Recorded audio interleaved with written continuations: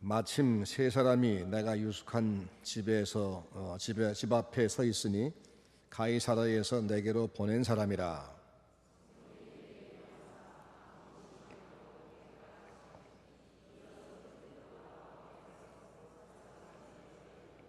그가 우리에게 말하기를 천사가 내 집에 서서 말하되 네가 사람을 요바에 보내어 베드로라 하는 시몬을 청하라.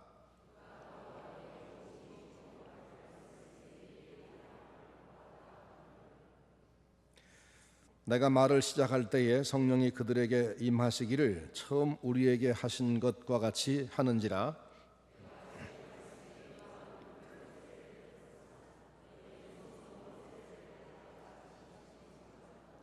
그런즉 하나님이 우리가 주 예수 그리스도를 믿을 때 주신 것과 같은 선물을 그들에게도 주셨으니 내가 누구이기에 하나님을 능히 막겠느냐 하더라. 그들이 이 말을 듣고 잠잠하여 하나님께 영광을 돌려 이르되 그러면 하나님께서 이방인에게도 생명 얻는 회개를 주셨도다 하니라. 이방인에게도 생명 얻는 회개를 주셨도다 하니라. 아멘. 오늘은 회개라는 제목으로 말씀을 나눕니다. 회개. 하나님께서 우리를 구원하시는데 어떻게 구원하시느냐 하면 맨 먼저는 당신이 구원할 사람을 선택하신다, 작정하신다는 것이고, 그 다음에 지난 시간 뭐 배웠죠? 하나님이 택한 사람을 불러내신다, 부르심, 소명. 그 다음에 부르신 사람을 이젠 거듭나게 하나님이 낳아주시죠. 하나님, 낳는 것은 부모가 하는 것처럼 우리의 중생은 하나님의 아버지이신 하나님의 역사이지 우리가 하는 건 아닙니다. 이제 오늘은 회개인데 중생한 사람에게 가장 먼저 생기는 현상이 자기가 죄인인 것을 깨닫고 그것을 버리려고 하는 겁니다. 병아리가 부화가 되고 나면 맨 먼저 하는 것이 뭐죠? 알을 깨고 나오는 거, 그죠? 알을 깨고 나오는 겁니다. 그 알 속에 갇혀 있으면 생명체가 이제 살아났지만 거기서 그냥 죽고 맙니다. 알을 껍질을 깨지 못하면 죽습니다. 거듭난 사람이 하는 일은 옛 껍질을 벗는 것, 그걸 회개라고 할 수 있습니다. 회개, 회심. 그러니까 회개가 먼저냐 중생이 먼저냐 생각할 때 우리는 어떤 생각하기를 회개해야 거듭나는 거 아니냐라고 생각할 수 있어요. 그렇죠? 회개해야 거듭난다. 근데 논리상 그렇지가 않죠. 태어나지도 않은 사람은 씻을 수가 없어요. 병아리가 생명으로 만들어지지 아니하고는 알 껍질을 깨고 나오지 못합니다. 중생이 먼저고 그 다음에 회개가 나중인 겁니다. 그런데 중생, 회개, 믿음, 칭의, 수양 이런 게 있는데 중생 거듭난다는 것이고 그 다음에 이제 회개, 회심 오늘 배우는 것이고 그 다음에 그 회개하고 나서 보니까 자기가 정말 죄인인 걸 알고 나니까 그러면 내가 누구 의지할까? 누구 믿어야 될까? 하고 찾아 발견한 분이 누구죠? 나를 거듭나게 해주신 하나님, 우리의 구주 하나님, 예수님밖에 없구나. 그래서 그분을 붙잡는 거죠. 그게 믿음이죠. 이제 중생, 그 다음에 회개, 그 다음에 믿음, 이런 순서입니다. 논리적 순서입니다. 그 다음에 그렇게 믿는 사람에게 하나님이 너는 이젠 내 것이야 라고 하나님이 당신의 자녀를 삼으시는 것, 양자를 삼는 것이죠. 양자. 성경에 그렇게 써 있지 않습니까? 양자 삼으셨다고. 수양. 그 다음에 그 앞에 수양이 되기 전에 칭의가 있어. 칭의. 너는 의로워. 넌 더 이상 죄인이 아니야. 이런 이 5가지 중생, 회개, 신앙, 칭의, 수양, 이것은 순서상은 논리적으로는 순서가 분명히 정해질 수 있는데 이게 거의 동시에 일어나는 것이에요. 동시에. 그래서 중생하는 순간에 자기 죄를 깨닫게 되고 죄를 깨닫고 그것을 하나님 앞에 내박치고 회개하는 순간에 예수를 나의 구주로 믿게 되고 그 믿는 순간 하나님은 너는 이제 죄인이 아니다 라고 의롭다고 하시고 그리고 나서 그날부터 하나님이 너는 내 것이다, 내 자녀다, 아버지라고 우리가 그 순간 부르게 되고, 그러니까 한순간에 발생하는 거지만 논리적인 순서를 따지자면 맨 먼저 중생이 있고, 그 다음에 회개가 있고, 그 다음에 신앙이 있고, 그 다음에 칭의가 있고, 그 다음에 수양이 있다. 이런 것은 한순간입니다. 거의 한순간. 그 다음에 이제 시간이 걸리는 과정이 한 2개가 있는데, 그것은 성화, 견인, 그런 겁니다. 성화라고 하는 것은 이제는 우리가 조금씩 주님을 닮아가는 것, 조금씩 죄를 떼어내는 것, 과거 습관들을 지워가는 것, 새로워져 가는 것, 그것은 굉장히 오랜 시간이 요청되는 장구한 작업입니다. 그리고 그 기간 동안에 우리가 하나님을 어지간히 실망시켜 드립니다. 그때 하나님은 어지간히 또 참아주십니다. 하나님의 인내하심, 우리의 성화 과정과 하나님의 인내 과정이 함께합니다. 하나님의 인내와 우리의 성화 과정이 함께합니다. 그래서 이 성화, 견인, 이 장구한 시간 동안 거듭하는 겁니다. 그리고 나다가 그렇게 살다가 이제 어느 날 하나님께서 우리를 부르시죠. 그때 우리의 성화는 아마 한 20%쯤 될는지 12%쯤 될는지 모르겠습니다. 죽도록 우리가 새로워지겠다고 했지만 하나님 보실 때 우리의 색깔이 한 10%쯤 바뀌었을 정도일 겁니다. 90%는 아직도 옛 모습 그냥 있겠지요. 그러죠? 하나님이 그러니까 어지간히 인내하신 거죠. 그러나 마지막 우리가 하나님 앞에 갈 때 부름받는 순간에 나머지 그 90%를 한순간에 물이 기화되어서 수증기가 되듯이, 종이 쪽이 불에 들어가면 한순간에 기화되어 버리듯이, 그렇게 하나님이 우리의 남은 성화 과정을 마무리해 주시고 불러가시는 거죠. 그래서 이 땅에서는 죄가 덕지덕지했던 우리의 삶이 하나님 앞에 가는 그 순간에 순간적으로 다 정리가 되고 하나님 앞에가 살만한 그런 모습으로, 그런 자격자로 가는 겁니다. 그러니까 거의 모든 우리의 구원의 과정은 하나님이 하시는 거지, 우리가 하는 것은 참 미미한 것뿐입니다. 오늘은 우리가 하는 것이 조금 포함될 수밖에 없는 회개라는 것을 배우겠습니다. 이 회개라는 이 말은, 용어가 구약에서는 낙함이라는 이 히브리 말을 쓰는데, 이 말은 뉘우친다 그런 뜻입니다. 뉘우친다. 그러니까 회개라는 것이 뭐냐면 뉘우치는 거지요. 뉘우치는 거. 내가 왜 그렇게 했던가. 또 구약의 용어 중에 수부라는 단어가 또 있는데, 수부, 이 말은 돌아온다 그런 말이에요. 그러니까 마치 집나 같은 아들이 돌아오듯이 그렇게 하나님의 곁에 하나님과 함께 살도록 지음받았던 우리 인간이 하나님과 동행하며 하나님께 순종하는 하나님의 자녀로의 삶을 싫어하고 자기도 하나님처럼 되어보겠다고 나갔다가 그것이 잘못된 것을 깨닫고 회개하고 후회하고 돌아오는 것. 그래서 다시 제자리에 돌아오는 것, 이걸 뭐라고 그러죠? 회개라고 한다는 겁니다. 회개. 신약의 용어도 비슷합니다. 신약에도 메타노이아라는 용어가 있는데, 헬라 말로 이 말은 정신적인 근본적인 변화, 생각이 바뀐다 그런 말. 생각이 바뀐다. 지금까지 이게 옳다고 생각했는데 그게 아니었구나라고 생각을 바꾸는 것. 그 다음에 에피스트로페라는 용어가 있는데, 그것은 되돌아간다, 방향을 바꾼다. 역시 구약이나 신약이나 비슷한 용어들입니다. 그러니까 회개란 자기가 지금 가던 방향이 잘못된 방향인 것을 깨닫고 그걸 후회하고 돌이켜서 돌아오는 것, 이게 바로 회개입니다. 그러니까 단순하게 잘못했습니다라고 하는 거기까지는 회개가 아닙니다. 방향을 바꿔서 완전히 유턴하는 겁니다. 유턴. 가던 방향에서 돌아오는 것, 하나님께로 돌아오는 것, 본래 자리로 돌아오는 것, 그 행동이 포함된 것이 회개인 겁니다. 이 회개는 여러 가지 종류가 있는데, 우선 민족적 회개가 있었습니다. 예를 들어 요나서 같은 경우를 보면, 요나가 가서 니느웨에 가서 하룻길을 다니며 선포를 했더니 니느웨 왕이 왕복을 벗고 베옷을 입고 금식하며 회개하면서 온 백성에게 회개를 요청을 하지요. 짐승에게까지 상복을 입히고 난리가 나지요. 그 모습, 그게 뭐예요? 민족적 회개다라고 할 수 있을 겁니다. 사무엘상 7장을 보면은 엊그제 누가 설교하셨나요? 사무엘상 7장에 보면은 그 미스바에 모였었죠. 사무엘의 인도로 온 백성이 미스바에 모여서 하나님 앞에 회개를 해요. 그런 것, 그게 바로 민족적 회개라고 할 수 있습니다.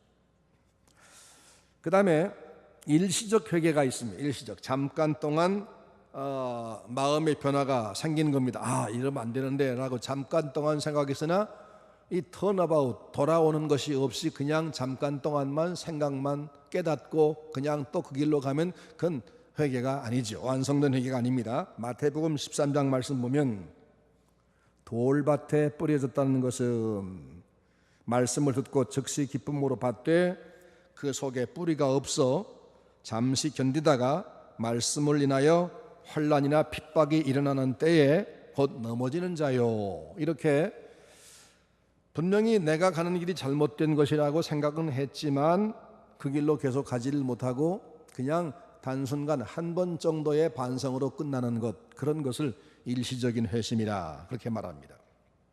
디모데전서 1장 19절 말씀 보면 믿음과 착한 양심을 가지라. 어떤 이들은 이 양심을 버렸고 그 믿음에 관하여는 파손하였느니라. 그 가운데 후메네오와 알렉산더가 있으니 내가 사탄에게 내준 것은 저희로 징계를 받아 회방을 받지 말게 하려 함이라. 회개한다고 했으나 결과가 없는, 잠시 동안만 잠깐 반짝하고 돌아서, 예를 들어서 연초만 되면 사람들은 올해 내가 운동해야지, 내가 살을 뺄 거야. 어떤 사람들은 특별히 나는 금연이라고 크게 써붙이고 나서 그게 보름도 못 가서 없어지고 말지요. 이제 그런 것들, 하나님 앞에서의 결심이 연초의 금연 결심 같은 것을 뭐라고 그래요? 일시적 결심이라 그렇게 말할 수 있는 겁니다. 그 다음에 이제 진짜 회심이 있겠죠. 진짜 회심, 그건 뭐냐? 바울처럼, 바울은 어땠죠? 예수 그리스도가 이단자라고 확신하고 그 예수를 박멸하고 예수의 잔당을 소멸하는 것이 하나님 앞에 내가 받은 사명이다, 이렇게 생각하면서 그걸 위해서 목숨을 걸던 그 사람이 예수님을 만나자마자, 다메섹 도상에서 주님을 만나자마자 그 다메섹에 들어가서 거기서부터 바로 주님은 그리스도라고 증거를 시작한, 그게 뭐죠? 자기의 잘못을 깨달은 것이고 돌이킨 것이고 그리고 바른 길로 가기 시작한 것이고 그런 거지요. 삭개오 같은 사람, 그는 세리로서 돈을 버는데 열심히 했지만 나중에 주님 만나고 나서 그게 잘못된 축제였음을 알고 나자 그걸 다 풀어서 구제하고 그리고 나서 주님을 따르는 사람이 된 거죠. 그렇죠? 삶이 동반된 방향을 완전히 바꾸어서 그리스도를 따라 살아가는 것을 회개라고 하는 겁니다.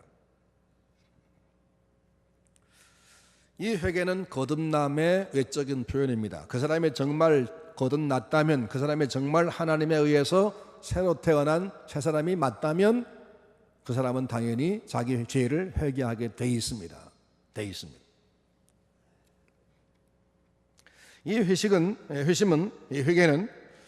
우리 의식 속에서 일어나는 겁니다. 중생은 내 의식 밖에 하나님 하시는 것 때문에 나는 모릅니다. 내가 언제 중생했는지, 내가 태어난 날을 우리 어머니가 우리 아버지가 일러주셔서 내가 그날을 알지, 나는 몰랐던 것처럼 내가 중생하긴 했는데 그날을 내가 모르는 이유는 그건 내 의식이 없기 때문에 그래요. 내 의식 밖에서 하나님이 하신 거기 때문에. 하지만 회개는 자기가 하는 거기 때문에 자기 의식 속에 있어요.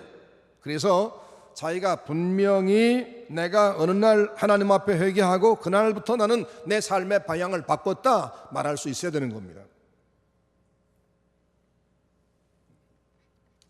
오늘 18절 말씀에 저희가 이 말을 듣고 잠잠하여 하나님께 영광을 돌려 이르되 그러면 하나님께서 이방인에게도 생명 얻는 회개를 주셨도다.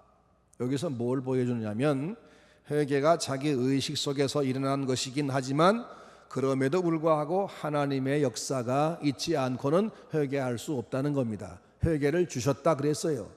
그들이 회개를 했다라고 하지 않고 회개를 주셨다. 이 말은 회개도 하나님이 하게 해주셔야 되는 것이다. 그런 말씀.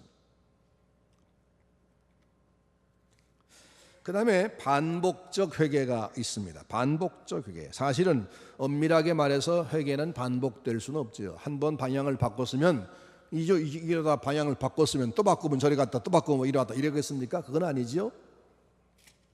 사람의 몸이 한 번만 태어나듯이 영적인 이 출생도 한 번 하는 것이고, 한 번 해서 중생한 사람이 자기가 죄인으로 살아왔다, 내가 잘못된 길을 갔다, 하나님이 원하시는 반대길로 갔구나, 이걸 깨달았으면 그날 돌아왔으면 그날부터 이젠 그쪽 하나님 쪽을 향해서 돌아가면 되는 거지. 이게 뺑뺑 돌 필요 없는 거지요.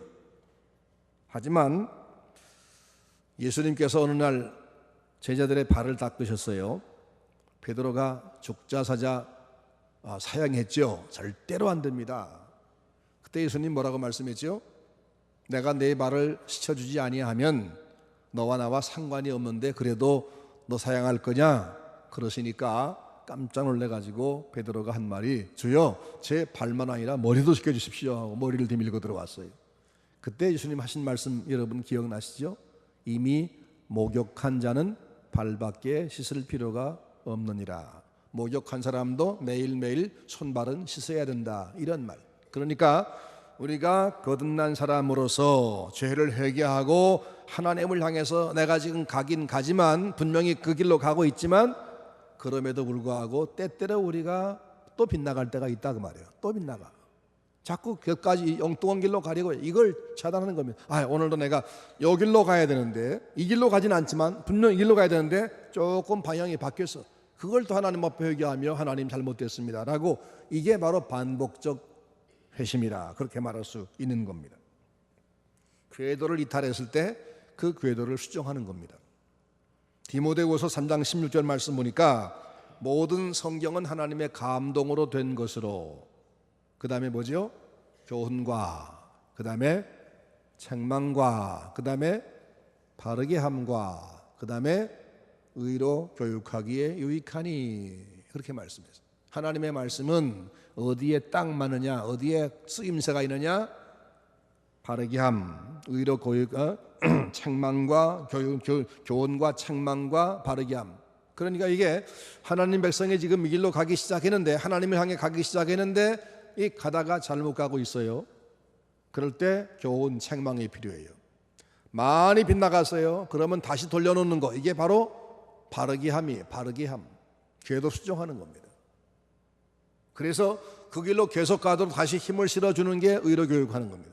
하나님의 말씀은 하나님 백성들로 하여금 방향을 바꾸어서 이제 하나님께 향해서 가기 시작한 성도를 잘못 가는 것들을 계속적으로 지적하고 바르게 함으로써 삐뚤어진 것을 궤도 수정하게 하고 많이 비뚤어진 것을 다시 바로잡게 해서 하나님 향해서 가게 하는 책이다 그 말이에요. 이런 날마다 내가 오늘도 하나님 말씀 앞에서 정말 반드시 따라갔는지, 혹 삐뚤어지게 지금 가고 있지 아니한지 돌아보는 것이 필요한 겁니다. 이것을 반복적 회심이라 그렇게 말씀할 수 있습니다. 요한계시록 2장 5절 말씀 보니까 그러므로 어디서 떨어진 것을 생각하고 회개하여 처음 행위를 가지라. 너 어디서부터 잘못되느냐? 그때 그 자리, 그때 그 문제 생각해봐라. 아하, 그때 내가 이때 이 문제 때문에 이렇게 됐구나 라고 잘못된 그 포인트를 생각해내고 거기서부터 시작이라고 말입니다. 요한계시록 3장 3절 그러므로 내가 어떻게 받았으며 하나님 마음의 눈을 밝혀주셔서 진리를 깨닫게 하여 주옵소서. 하나님 이 시간 주님만을 높여드리기 원합니다. 말씀 전하시는 목사님 능력으로 붙잡아 주시고 이 예배가 하나님께 영광되게 하옵소서. 우리 다같이 기도하겠습니다. 하나님 아버지 감사합니다. 하나님 오늘도 사람의 음성 듣는 것이 아니라 주님의 말씀 듣기 원합니다. 완벽하신 말씀이 오늘도 우리를 의의 길로 인도하여 주시고 깨닫게 하여 주시고 하나님의 사람으로 우리가 성장할 수 있도록 우리를 이끌어 주옵소서. 전능하신 하나님 우리를 다스려 주시옵소서. 예수의 이름 높여드리기 원합니다. 하나님의 영광을 드러내기를 원합니다.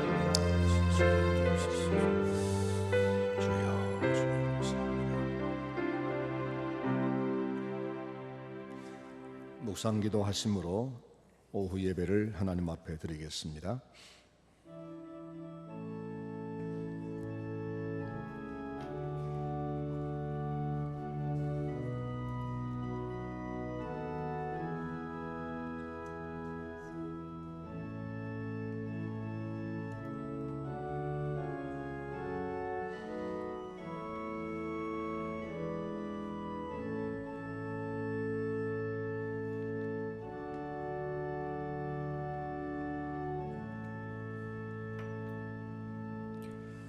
우리의 아버지 하나님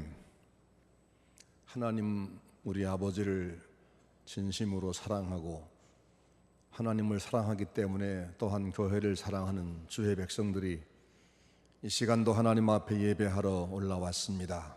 한 마음으로 겸손히 주님의 은혜를 사모합니다. 이 시간도 도와주시고 우리 마음을 열어주셔서 하나님께 향하는 참된 예배를 드리게 도와주시며 하나님이 우리에게 주시는 하나님의 말씀을 다 함께 받으며 우리가 새로운 자세와 새로운 용기를 얻는 복된 시간이 되게 해 주옵소서. 예수님의 이름으로 기도하옵나이다. 아멘. 찬송 272장 찬송합니다.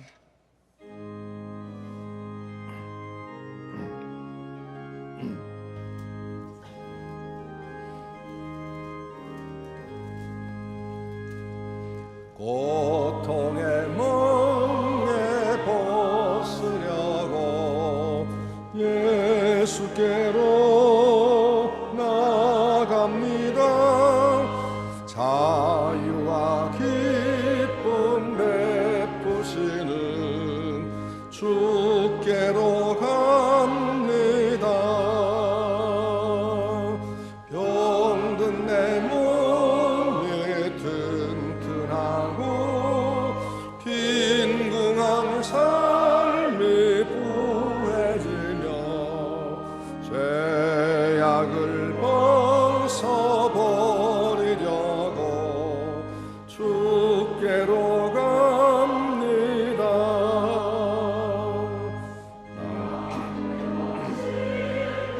강간 뒤에 예수께로 나갑니다. 십자가 은혜 받으려고 주께로 갑니다. 어느 쪽으로? 죄악 쪽으로. 그게 우리 인생입니다. 너나 없이 똑같습니다. 이걸 인정해야 됩니다. 그래서 하나님 앞에 나도 불쌍히 여겨달라고 기도해야 되고 다른 성도도 불쌍히 여겨달라고 기도하고 긍휼을 베풀고 함께 자비를 베풀어야 된다. 이게 바로 우리가 함께 신앙생활하는 가장 기본적인 비결입니다. 그래서 우리는 반복적으로 우리 궤도 수정을 해야만 하는 겁니다. 이 회심, 회개에는 세 가지 요소가 있습니다. 첫째는 지적인 요소. 무슨 얘기냐면 내가 잘못했구나 하는 이 깨달음입니다. 깨달음. 과거의 죄와 부정에 대해서 이건 심각한 죄였구나.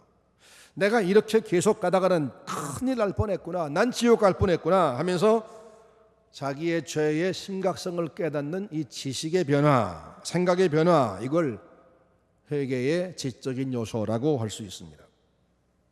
로마서 3장 20절 말씀 보니까 그러므로 율법의 행위로 그의 앞에 의롭다함을 얻을 육체가 없나니 율법으로는 죄를 깨달음이니라. 율법으로는 죄를 깨달음이라. 거울을 보면은 거울은 우리의 모습을 보여주지요. 예쁘면 예쁜 대로 보여주고 시커먼 게 묻으면 묻은 걸 보여주고. 근데 사람은 깨끗한 사람은 아무도 없대요. 성경 거울을 보니까. 그래서 성경 통해서 하나님 말씀 통해서 깨닫는 것, 이게 회개의 지적인 요소입니다. 두 번째는 정서적 요소 있습니다. 하나님께 범죄한 생활을 내가 해왔다는 것 때문에 너무 두렵고 너무너무 후회되는 것, 그래서 가슴이 떨리고 슬픈 것, 이 감정의 변화. 회개는 이 감정의 변화가 수반돼야 진짜가 되는 겁니다. 감정의 변화.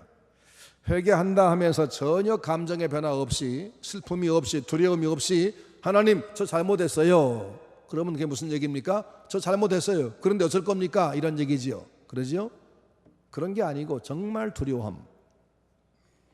고린도후서 7장 9절 말씀 보면 내가 지금 기뻐함은 너희로 근심하게 한 까닭이 아니요 도리어 너희가 근심함으로 회개에 이른 까닭이라. 하나님의 뜻대로 하는 근심은 후회할 것이 없는 구원에 이르게 하는 회개를 이룬다. 하지만 세상 근심은 사망을 이룬다라고 써 있어요.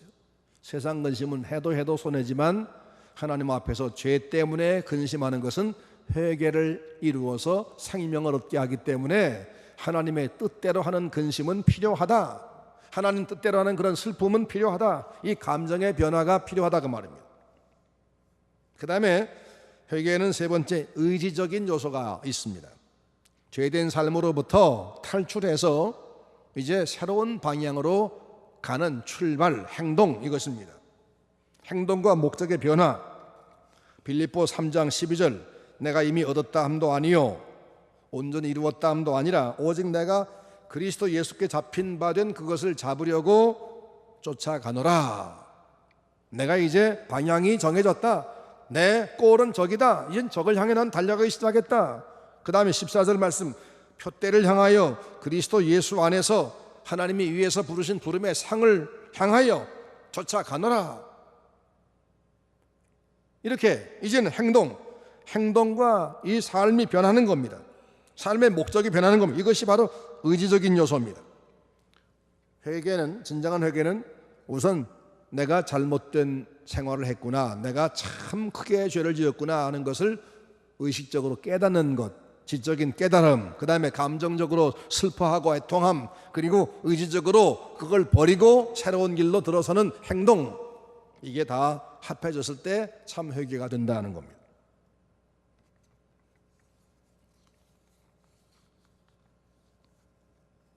이 회개는 잠재의식에서가 아니라 의식 생활 속에서 일어납니다. 그래서 누구나 자기가 회개하려고 해야 하고 회개를 주시기를, 내 가슴에서 진정으로 하나님 앞에 진정한 회개가 일어나기를 기도해야 합니다. 이 회개는 옛사람을 벗는 것입니다. 옛사람을 벗는 것입니다. 처음에 얘기했듯이 처음에는 계란이었지만 부화 과정을 21일 지난 다음에는 그게 이젠 병아리가 됐어요. 알이 병아리가 됐습니다. 병아리로 변하면 그 속에 소리가 나요. 다그락다그락 빽빽빽빽 소리가 납니다. 처음엔 쬐끄만 이 주둥이만큼 구멍이 생깁니다. 어떤 것은 나중엔 힘이 없어서 결국 못 깨는 경우가 생깁니다. 거기서 나와야 됩니다. 옛사람을 벗는 것, 그리고 새 사람을 입는 것이죠. 새 사람이 입는 것. 그리고 칭의처럼 법적인 행위, 하나님의 법정에서 너는 지금부터 죄가 없어, 너 이제 의인이야, 이렇게 하는 게 칭의인데, 하나님의 법정에서의 선언 행위가 아니라 하나님이 우리를 새롭게 만들어가는 중생의 완결 과정입니다. 중생의 마무리 과정, 도덕적이며 재창조적인 하나님의 역사입니다. 그리고 이 회개는 성화처럼 반복되고 오래오래 가는 것이 아니라 단 한 번에 결정되는 것이나, 그러나 계도 수정은 늘 필요한 것이다, 그렇게 말할 수가 있습니다. 하나님이 우리에게 새로운 마음을 주시는 것인데, 회개라는 것은, 근데 우리의 협력도 필요하다, 그런 얘기입니다. 우선 회개란 하나님이 주시는 은혜다, 이걸 증명할 수 있는 성경 구절이 있는데, 에스겔 36장 26절 말씀, 또 새 영을 너희 속에 두고 새 마음을 너희에게 줘 너희 육신에서 굳은 마음을 제하고 부드러운 마음을 줄 것이며. 우리 마음 쓰는 것도 하나님이 도우시는 거라고 말씀했다고요. 그 다음에 예레미야 33장 11절, 여호와의 집에 감사제를 드리는 자들의 소리가 다시 들리리니 내가 이 땅의 포로들이 돌아와서 처음과 같이 되게 할 것이라.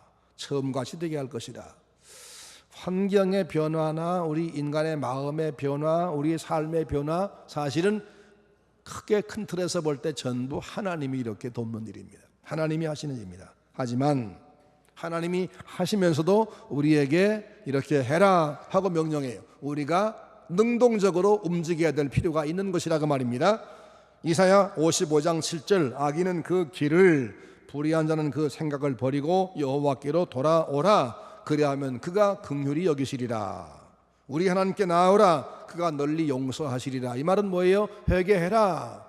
하나님이 새 마음을 주겠다고 하면서 우리에게 회개해라 그렇게 말씀하는 것은 이게 하나님과 우리와의 사실은 협동작전이다. 우리가 들은 채도 안 하면 하나님 억지로 하지 않는다 그 말씀이에요.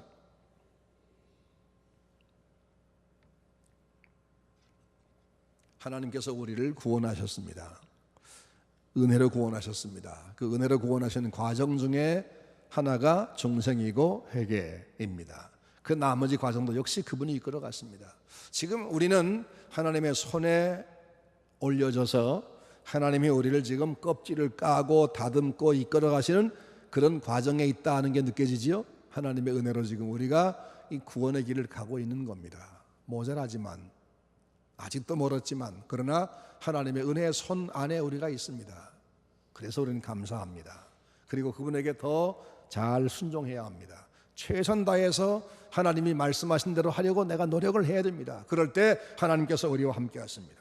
사도행전 2장 38절, 베드로가 이르되 너희가 회개하여 각각 예수 그리스도 이름으로 세례를 받고 죄 사함을 받으라. 그리하면 성령을 선물로 받으리니. 그렇게 말씀해요.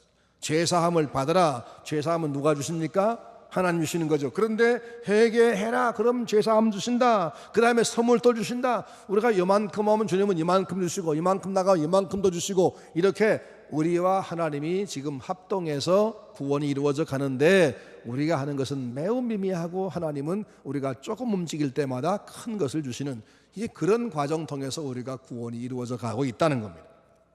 이런 은혜를 받은 우리가 하나님 앞에 날마다 할 것이 뭐예요? 감사하는 겁니다. 순종하는 겁니다. 겸손한 겁니다. 하나님의 은혜로 있을 데 없는 자 왜 구속하여 주는지 난 알 수 없도다.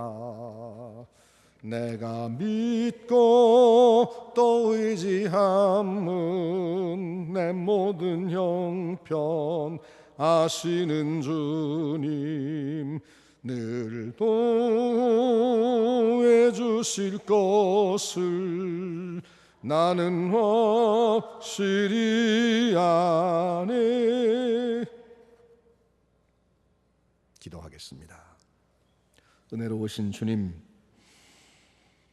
우리 같이 고집세고 변화가 참 더디고 그리고 교만하고 그리고 남들 지적 잘하고 하나님 앞에서 그렇게 변화가 더딘 우리 인생들을 하나님은 지금도 아직도 포기하지 아니하고 여전히 주님 손 위에 올려놓으시고 우리 껍질을 까시고 우리의 방향을 정하시며 이렇게 이끌어 주셔서 여기까지 왔다는 것을 생각할 때 감사하고 감사합니다. 하나님, 인애하신 구세주여 내 말 들으사 죄인 부르실 때 나도 불러주셔서 찬송 가사를 쓴 사람의 마음처럼 우리가 죄인이기 때문에 하나님이 버리고 가시는 것이 아니라 내가 죄인이기 때문에 이것을 내가 인정하고 주님의 도움을 청하기 때문에 나를 제발 버려두지 마시고 불러주시기를 우리가 기도합니다. 날마다 불러주시고 이끌어주시고 주님의 은혜 안에서 살아가도록 인도해 주시기를 원합니다. 하나님, 성령이 날마다 도우셔서 말씀 잘 배우게 하시고 말씀 배울 때마다 내가 잘못 갔던 것들이 깨달아지게 하시고 그때마다 그것을 후회하고 내던져버리고 방향을 바꾸게 하시고 궤도 수정을 하게 하시고 하나님이 원하시는 방향으로 힘써 나가는 우리의 삶 되도록 주여 도와주시기를 원합니다. 우리들도 그렇게 하게 하시고 우리 교회도 그렇게 하게 하셔서 하나님이 기뻐하시는 성도들, 하나님이 기뻐하시는 아름다운 교회 되게 해 주옵소서. 예수님의 이름으로 기도합니다. 아멘.